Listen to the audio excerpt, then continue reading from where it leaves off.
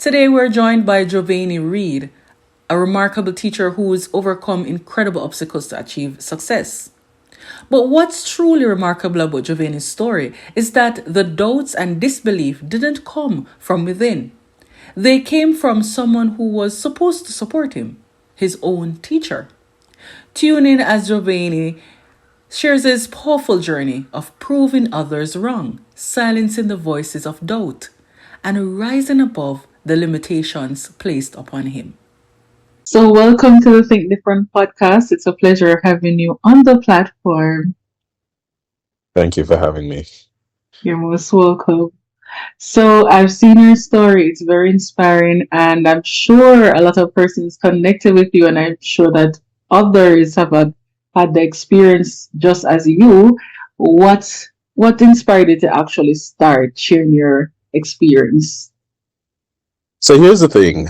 I created my TikTok account with the intention to initially share stories and to tell stories in the most authentic manner.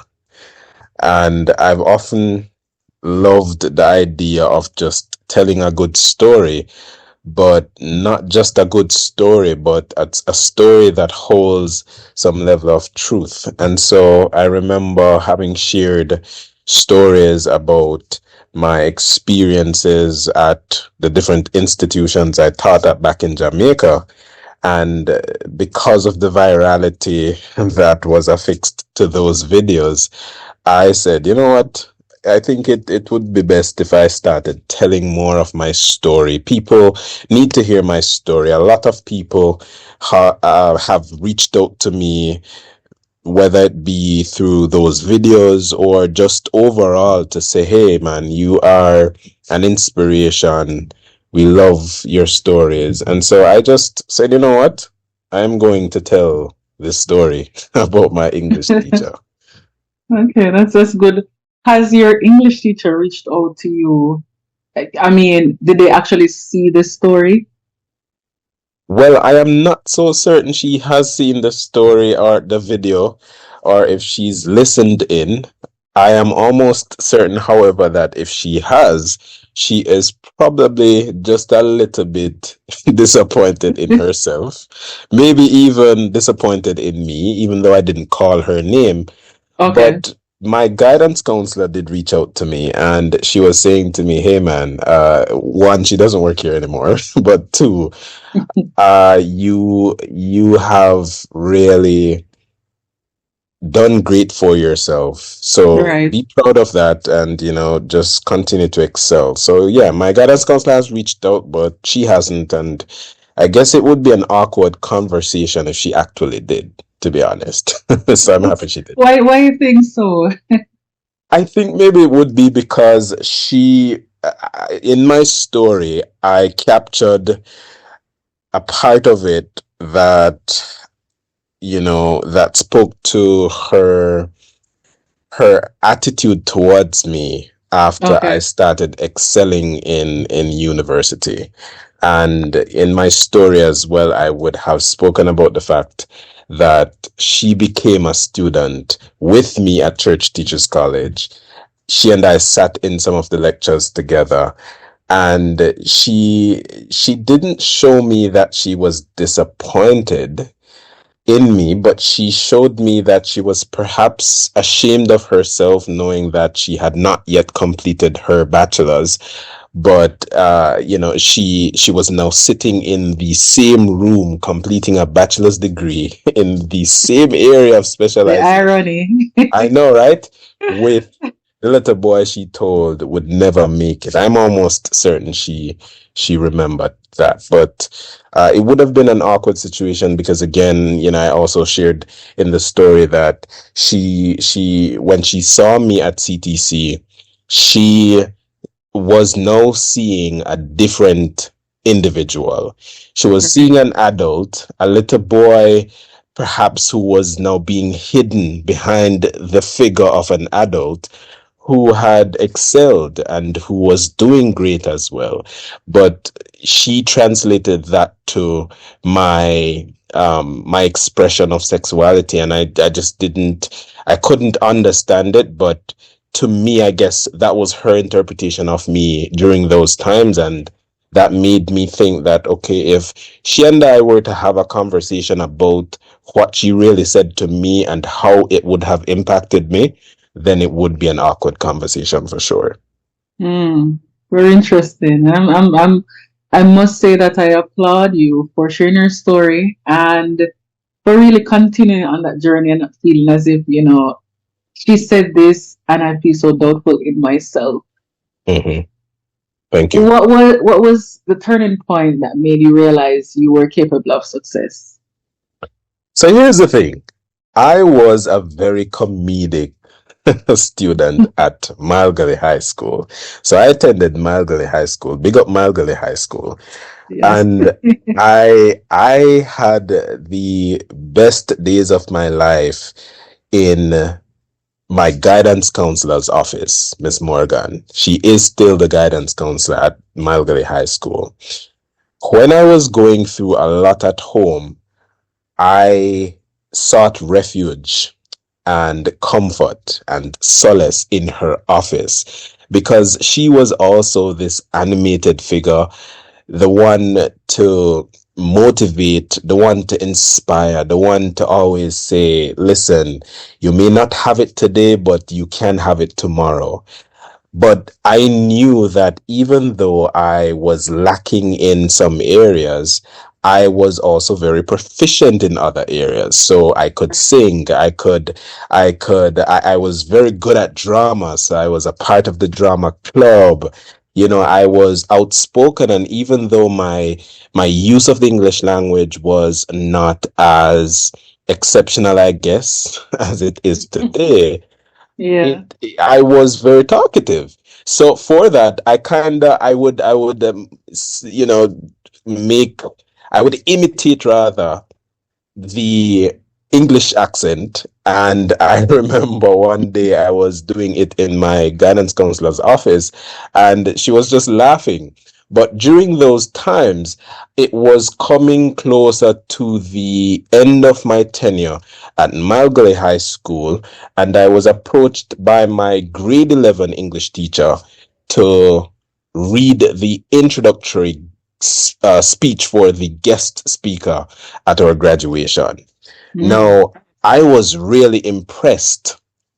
Um, I was impressed upon because in my mind, I am being asked to do such an important thing at a point in my life where I thought it was now the end. I didn't know what else I would do after leaving Malgally High School. And having been told no, and having been told that I was not capable of doing it over the years, I was really astonished. So during those times, I started practicing more and more and more. She gave me the speech. I started to even research the words that I didn't understand. And I was in my guidance counselor's office one day practicing the speech. And she said to me, boy, I got to do well enough.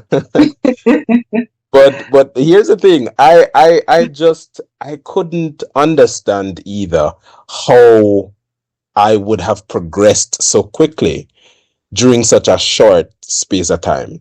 Because again, I was always getting really low grades. I doubt I'd ever gotten a 50% in English. It was always lower. So I knew that academically I was not so inclined, but I was always willing. I was willing to try. But yeah, so I think that was when I really did find out that, you have the Mm. potential to do great things. True. It might have been a little bit too late because I didn't really get the grade one in English at the CSEC level when I did it in 2015. But you know what? It's still God's timing. True. That's true. You mentioned that you got grades that were below 50. Hmm. How did you handle moments of like self-doubt, especially knowing that, hey, I didn't get a good grade, but I know that I can do this. So I didn't like English. I didn't like English literature as well. I found that they were rather difficult. Or I think as I got older, I realized that it wasn't the subject that was difficult or the content, it was the teachers. The Mm. teachers made it difficult for me, right?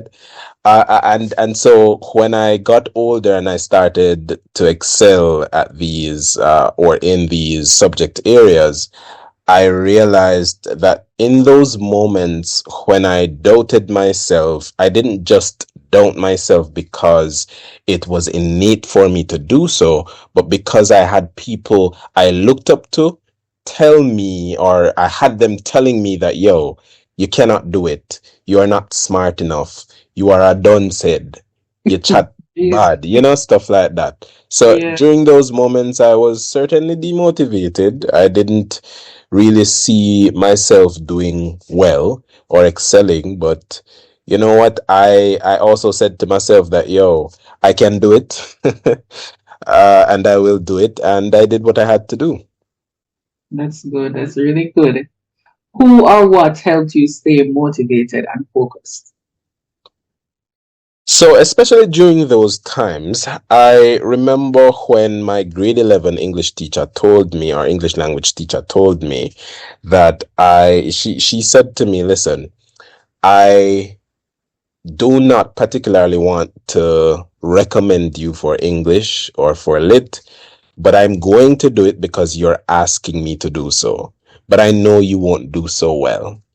And I remember failing lit and getting a grade 3 in English, and I was devastated. But I wasn't so devastated because I kind of started saying in my mind, well, she did say that I would fail, and I kind of failed.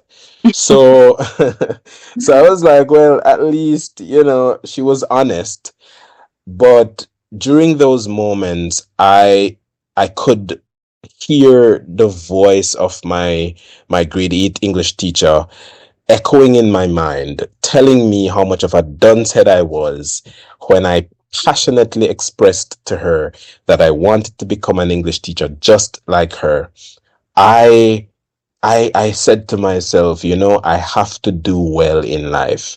I will prove them wrong, and I will achieve that which I set out to achieve or put my mind to. And so what I did was I started to listen to people like Les Brown. I remember there's a quote by Les Brown that says, a person's opinion of you does not have to become your reality. Yes, And I started absolutely. listening. Yes, man.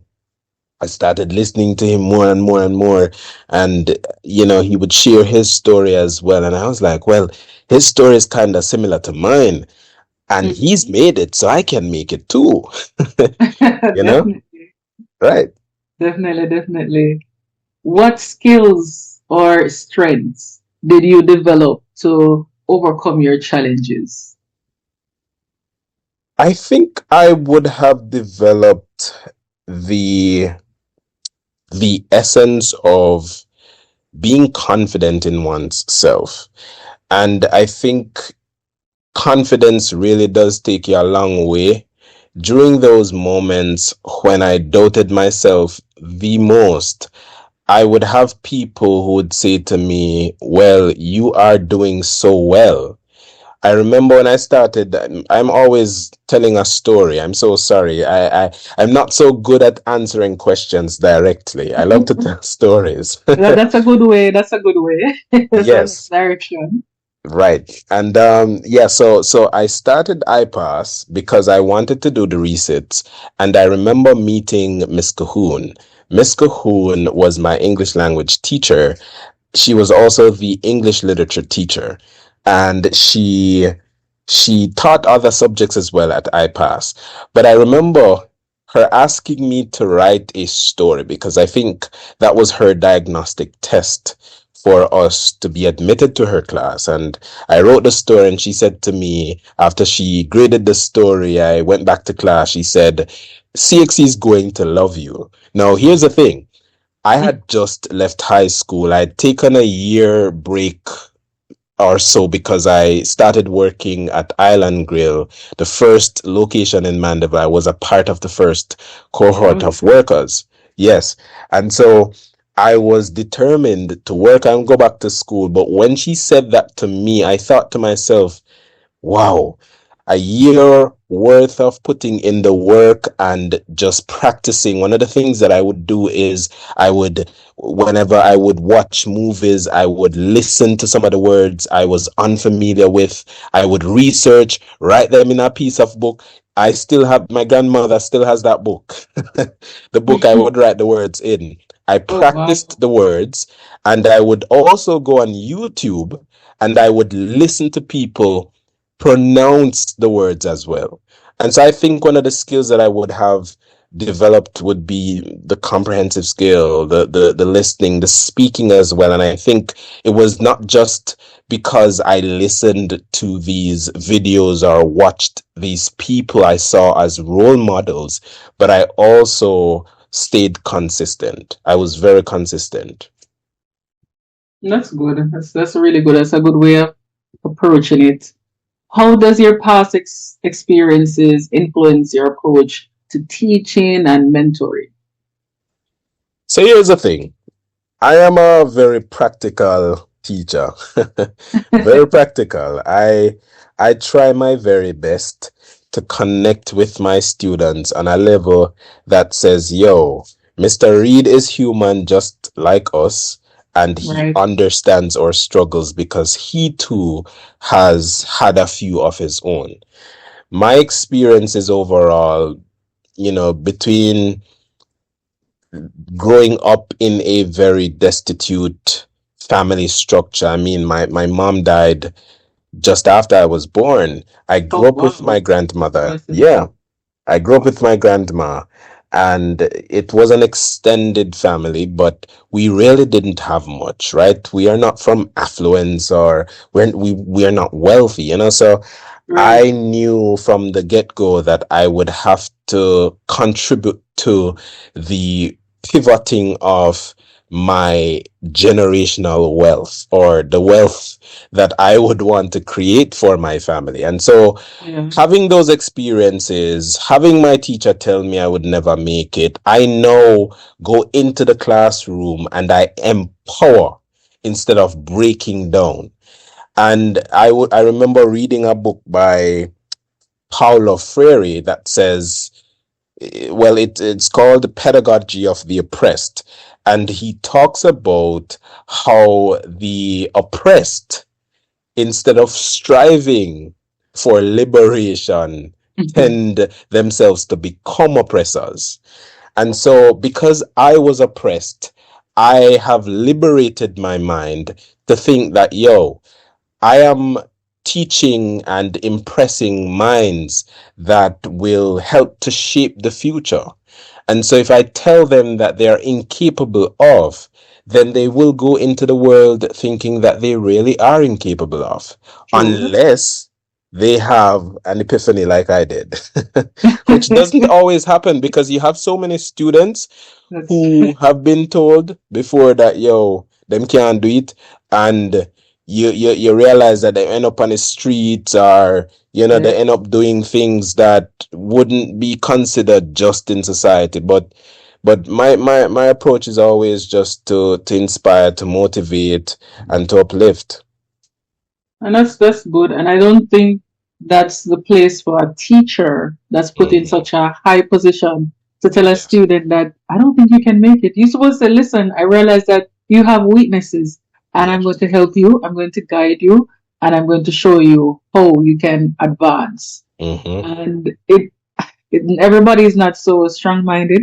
So some may fall by the wayside because they don't have that strong support system. I agree.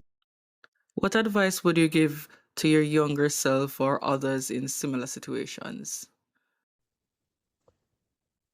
I would say not because it seems impossible now means that it is impossible.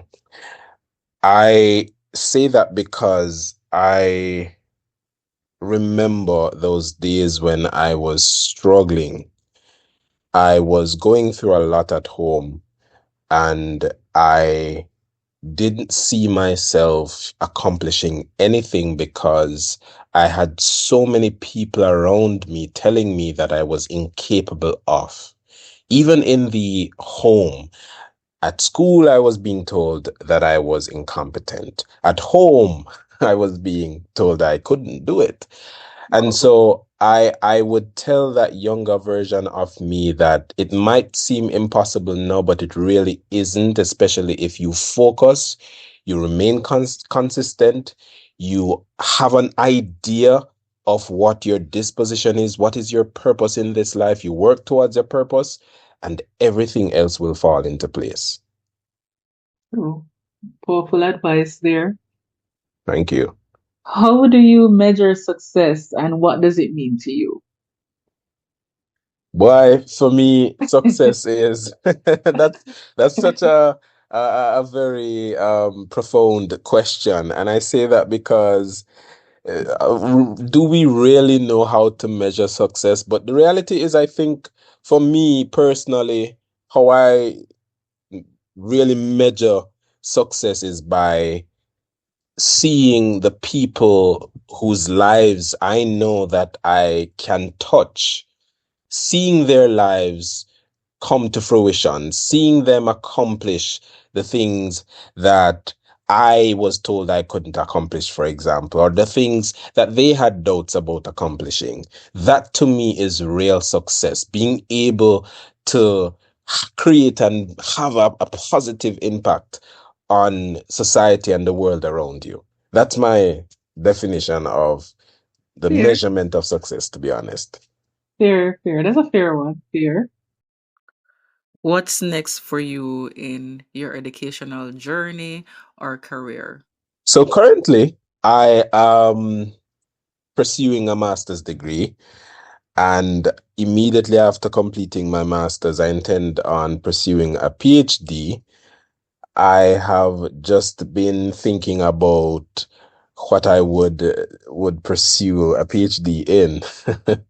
I started a master's degree back in Jamaica before I left in curriculum development and instruction, and I immediately switched when I immigrated to Canada here to communications because I'm very passionate about communications. It is something that I see myself excelling in.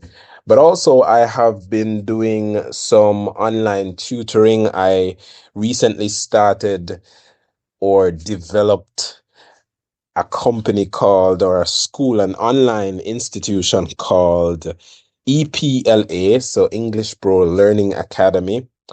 And one of my philosophies is learning at EPLA does not limit, but it liberates. And I say that because of my own lived experiences.